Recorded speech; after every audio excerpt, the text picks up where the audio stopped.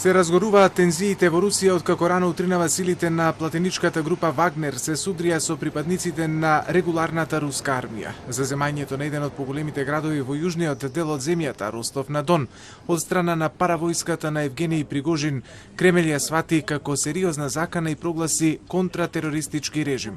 Во Москва поставени се контролни пунктови, а Црвениот плоштад е забранет за движење на цивили.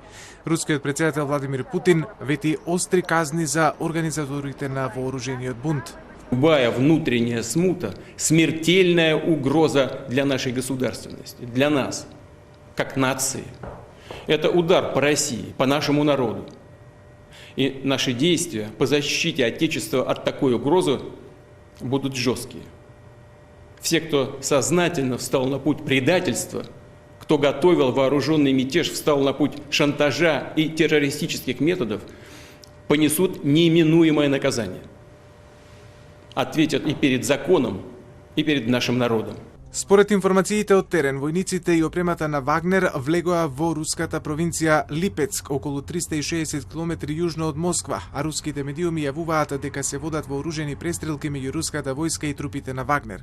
Предходно силни експлозии одекнаа низ Воронеж, веднаш откако војниците на Вагнер влегле во градот.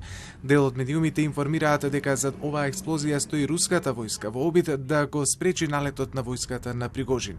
Руските државјани збунети од акциите на лидерот на платеничката група се упатија кон Црвениот плоштад, но таму ги пречекаа барикади од полициски и воени возила.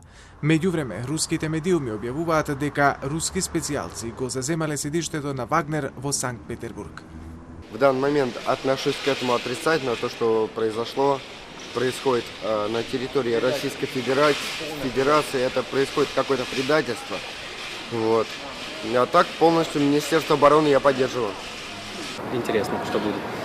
Вот даже вот здесь. Вот, я так понимаю, не всегда же закрыта, да, Красная площадь? Там вот снайпера. Страшно, на самом деле. Но мнение свое пока выражать не буду. Извините. Ситуацијата во Русија будно ја следат и лидерите во Европската Унија. Највисокиот дипломат на Европската Унија Жозеп Борел на Твитер соопшти дека поради превирањата го активирал кризниот центар. Разговарав со министрите за надворешни работи на Г7 за размена на мислење за ситуацијата во Русија.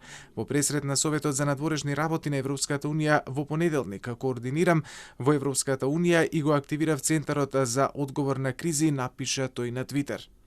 Италијанската премиерка Џорџа Мелони исто така најави дека денеска ќе има и нов состанок со меѓународните министри за надворешни работи за разгледување на ситуацијата во Русија.